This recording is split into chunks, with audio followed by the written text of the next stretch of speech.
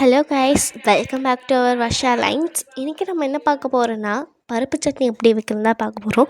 அதுக்கு முன்னாடி எங்கள் சேனலில் யார் சப்ஸ்கிரைப் பண்ணாதவங்களும் சப்ஸ்கிரைப் பண்ணிக்கோங்க. அப்போ தான் நான் என்னென்ன போடுற வீடியோஸ்லாம் வருமோ அதெல்லாம் உங்களுக்கு வர சேரும். ஃபர்ஸ்ட் இன்க்ரீடியன்ட்ஸ் என்னென்னு பார்த்துடலாம். ஃபர்ஸ்ட் ஒரு கப்பில் டொமேட்டோ எடுத்திருக்கேன். நான் 2 டொமேட்டோவை இந்த மாதிரி சீவி வச்சுக்கோங்க. முழுசாக போட வேணாம், இந்த மாதிரி சீவி வச்சுக்கோங்க. அடுத்தது பருப்பு, பச்சை பருப்பு, அதை எடுத்து அப்படியே வச்சுக்கோங்க. ஒரு பவுலில் 1 கப்பு போட்டிருக்கேன். அடுத்த கப்பில் கொரியாண்டர், அதாவது கருவேப்பிலை, கொத்தமல்லி, பச்சை மிளகாய் 2 பச்சை மிளகாய் போட்டுக்கோங்க. நெக்ஸ்ட்டு 1 கப்பில் நம்ம துருவின தேங்காய் எடுத்துக்கோங்க. நல்லா துருவின மாதிரி தேங்காய் எடுத்துக்கோங்க. 1 கப் போதும். அப்புறம் தேவையான அளவு உப்பு. நான் யூஸ் பண்ணுறது பூர்ணா ரைஸ் பிராண்ட் ஆயில் தான் யூஸ் பண்ணுறேன் கைஸ். அது யூஸ் பண்ணிங்கனாவே செம்ம டேஸ்ட் அப்படி இருக்கும். நான் ஃபர்ஸ்ட் மிஸ்டர் கோல்டன் தான் நான் இப்போ பூர்ணா ரைஸ் பிராண்ட் ஆயிலுக்கு மாற்றிருக்கேன்.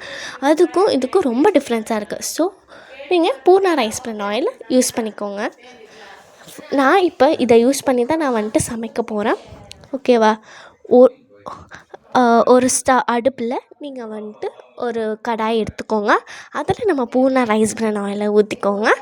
அதுக்கப்புறம் அது கொதித்த உடனே பருப்பு எடுத்துக்கோங்க. 1 கப்பு பருப்பு போட்டுக்கோங்க. நம்ம எடுத்து வச்ச பருப்பு போட்டுக்கோங்க. அடுத்தது நம்ம எடுத்து வச்ச தக்காளி எடுத்து போட்டுருங்க. அடுத்தது கருவேப்பிலை, கொத்தமல்லி அதெல்லாம் எடுத்து போட்டுருங்க. நல்லா வணங்கணும் கைஸ்.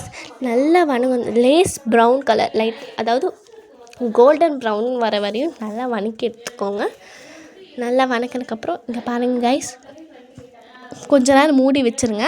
இந்த மாதிரி மூடி வச்சதுக்கப்புறம் கொஞ்சம் எடுத்து பார்த்திங்கன்னா இந்த பதத்துக்கு வந்தோடனே ஸ்டவ் ஆஃப் பண்ணிக்கோங்க கைஸ். இங்கே பாருங்கள் கைஸ், தக்காளியில் எப்படி நல்லா அந்த தோலெல்லாம் உறிஞ்சி வந்திருக்கு. நீங்களே பாருங்கள் கைஸ், பருப்பெல்லாம் ஒட்டி நல்லா உறிஞ்சி எடுத்துருச்சு பாருங்கள் கைஸ். இந்த பதத்தில் வரும்போது நீங்கள் ஸ்டவ் ஆஃப் பண்ணிட்டு டேரெக்டாக மிக்ஸி ஜாரில் ட்ரான்ஸ்ஃபர் பண்ணிக்கோங்க. இந்த பதம் ப்ரௌன் கலரில் வந்தோடனே நீங்கள் டேரெக்டாக ஸ்டவ் ஆஃப் பண்ணிங்க. ரொம்ப வேக வச்சிங்கன்னா, ரொம்ப வணக்கினீங்கன்னா கொஞ்சம் பத்திர வாசம் வரும். ஸோ நம்ம டேரெக்டாக எடுத்து போட்டுடலாம் கைஸ். அடுத்தது அதே கடாய் எடுத்து வச்சுக்கோங்க.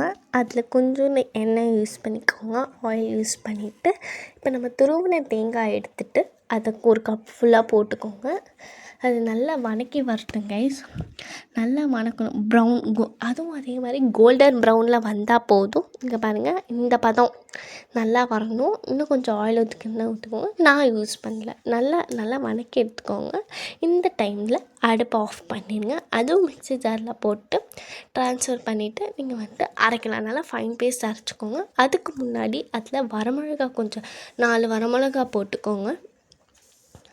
போட்டு நல்லா ஃபைன் பேஸ்ட்டாக அரைச்சிட்டுருக்கேன். ரொம்ப தண்ணியே ஊற்றக்கூடாது கைஸ். நான் தண்ணி ஊற்றுன்னு சொல்லும்போது ஊற்றுங்க. பாருங்கள், இந்த பதம் மாதிரி வரணும். நல்லா பருப்பருன்னு அரைச்சிக்கோங்க. ரொம்ப தண்ணியே ஊற்றாதீங்க கைஸ். ரொம்ப பருப்பருன்னு அரைச்சிக்கோங்க. இந்த பதம் வரும்போது மிக்ஸி ஜார் ஆஃப் பண்ணி ஒரு பவுலில் ட்ரான்ஸ்ஃபர் பண்ணிக்கலாம். இந்த பருப்பு சட்னி உங்களுக்கு பிடிச்சிருந்தா எங்கள் சேனலை சப்ஸ்கிரைப் பண்ணிக்கோங்க. அப்போ தான் நான் என்னென்ன வீடியோ ரெசிபீஸ்லாம் போடுறோம் அது உங்களுக்கு சேரும். பாய். இது உங்களுக்கு பிடிச்சிருந்தா கமெண்ட் பண்ணுங்கள், லைக் பண்ணுங்கள், ஷேர் பண்ணுங்கள். பாய்.